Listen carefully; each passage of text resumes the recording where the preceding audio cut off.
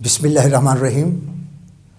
میں professor doctor Zafar Hussain, professor of physiology, independent medical college, اپنے ان بچوں کے نام زندگی بخش پیغام دینے جا رہا ہوں جنہوں نے MD CAT 2020 کا ایگزام دیا، جو کہ پاکستان میڈیکل کمیشن نے لیا.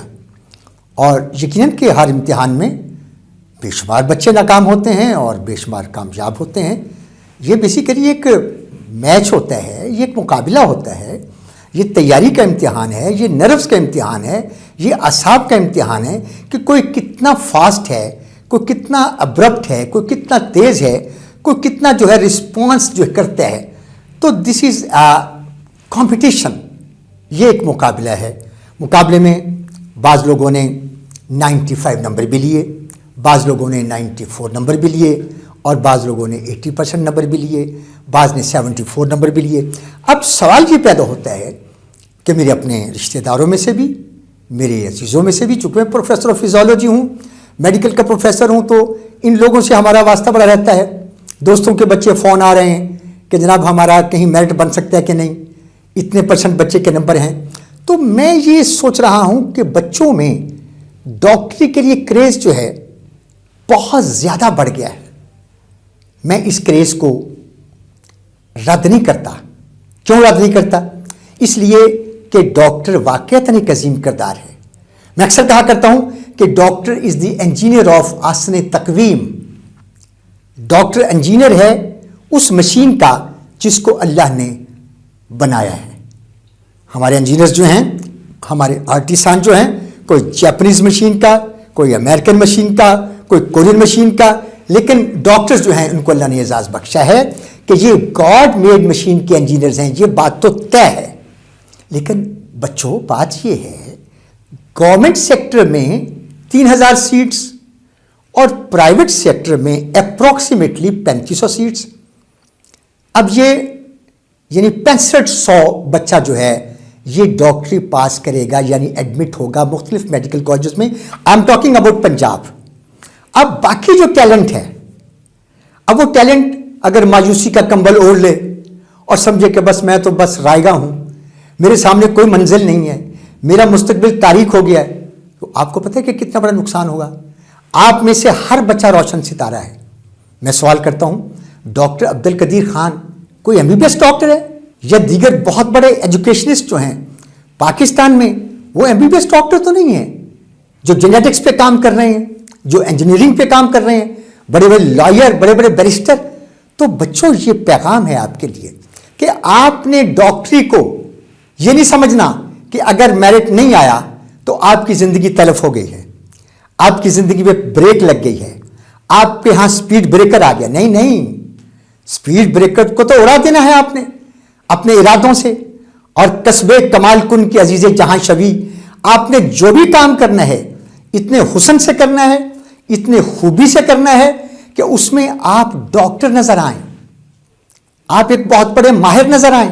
آپ کیا سمجھتے ہیں کہ انجینئرنگ جو ہے، کبھی کبھی میں سوچا کرتا ہوں کہ کاش میں انجینئر ہوتا. کیوں؟ جب میں دیکھتا ہوں نا کہ SC حضرات کی اتنی بڑی گاڑیاں گورنمنٹ نے دی ہوئی ہیں، ہمیں تو نہیں ملی. میں 20ویں گریڈ میں ریٹائر ہوا ہوں. There was a no vehicle. ہم نے اپنی گاڑیاں لی ہیں. گورنمنٹ ریزیڈنسز ہیں، ان کی بڑی بڑی ریزیڈنس دیکھی ہیں. میں نے ریلوے میں جا کے دیکھی، آفیسرز کی بڑی بڑی ریزیڈنسز ہیں.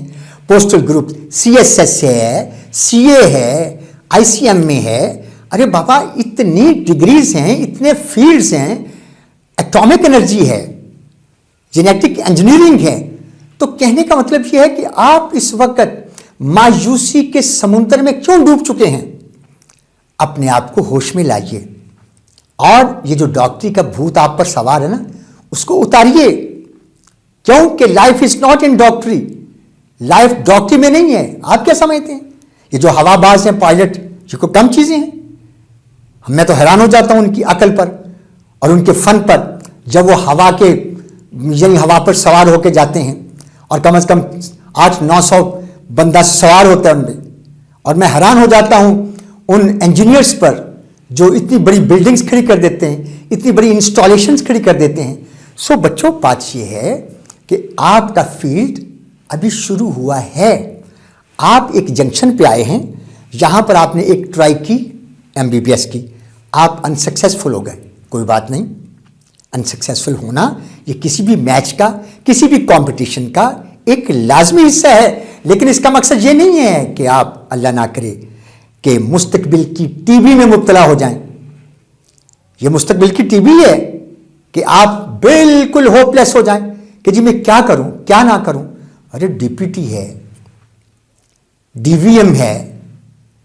अब देखें, DVM doctor of veterinary surgeons, अरे ये सब डॉक्टर्स हैं, ये सब खिदमत करते हैं इंसानियत की। मतलब मैं मिसाल देता हूं कि DVM कैसे इंसान की खिदमत करता है। सुनिएगा कि जब वो जानवर को सही करता है, अब जानवर जो हैं, गोट्स जानवर है ना, बकरी जानवर है, अब जितने हेल्दी होंगे ये जानवर, उतना उनका गोश्त हेल्दी होगा, उतना हम हेल्दी होंगे। तो अब क्या वो इंसानियत की खिदमत नहीं कर रहा? अच्छा देखें, जो प्लांट के डॉक्टर्स हैं, जो प्लांट पैथोलॉजी के, जो प्लांट के ऑर्गेनिजम्स के डॉक्टर्स हैं, वो हमारे लिए खिदमत नहीं कर रहे कि प्लांट्स की वो आला किस्म की क्वालिटी पैदा कर रहे हैं ताकि आपको अच्छी ब्रांड्स के, अच्छी क्वालिटी के, न्यूट्रिशियस बैलेंस डाइट वाले फल जो है वो मिल सकें। तो बच्चों, अर्ज करने का मकसद ये है कि आप मुस्तकबिल को बिल्कुल तारीक ना समझें। अगर MD कैट, वो जैसे इकबाल की बड़ी मशहूर गज़ल है कि तेरे अबीश के इम्तिहान और भी हैं, तेरे सामने आसमां और भी हैं, तो बात यह है और भी हैं कि ये रदीफ सिर्फ ये बता रही है कि सिर्फ इसी पर ना मौकूफ हो जाओ, कायनात को देखो खुली आंखों से। इसका होराइजन बड़ा ब्रॉड है, जहां भी जाएं आप अपनी दुनिया पैदा कर सकते हैं। आप तो कमाल करते हैं, यानी इतने बड़े फनकार हैं, इतने बड़े आर्टिस्ट हैं कि जिन्होंने तस्वीरें बनाई हैं और उनकी तस्वीरें लाखों रुपयों में बिकी हैं, करोड़ों में बिकी हैं। तो वो ऐसे ही हैं, उन्होंने अपनी ज़िंदगी जो है उस पर सर्व की है। तो अपना मुस्तकबिल रिफाइन करें और रिफ्रेम करें और फिर उस पर कोशिश करें। आपका कुछ नहीं गया, you have lost nothing. MD cat जो है ये मुस्तकबिल की मौत का नाम नहीं है। तुंदी ये बाद मुखालिफ से न घबराया उकाब, ये तो चलती है तुझे ऊंचा उड़ाने के लिए।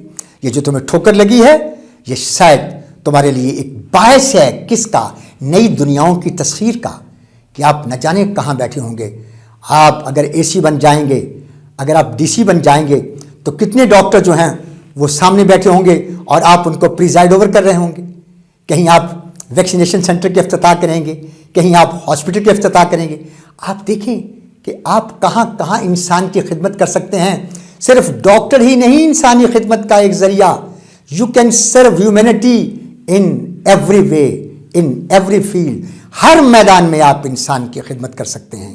क्यों? अगर आपके दिल में दर्द है किस चीज़ का? इंसान का, और इंसान का और जानदार का। और मैं उम्मीद रखता हूं कि मेरे बच्चों, आप इस तारीकी से बाहर निकल आएं, इस बेउमीदी से बाहर निकल आएं और अपने दामन को कोशिशों से भर लो।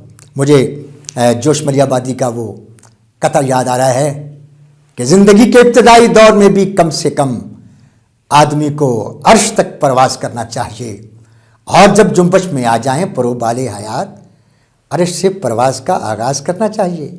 बाबा, आगाज़ करो, ये आगाज़ का टाइम है।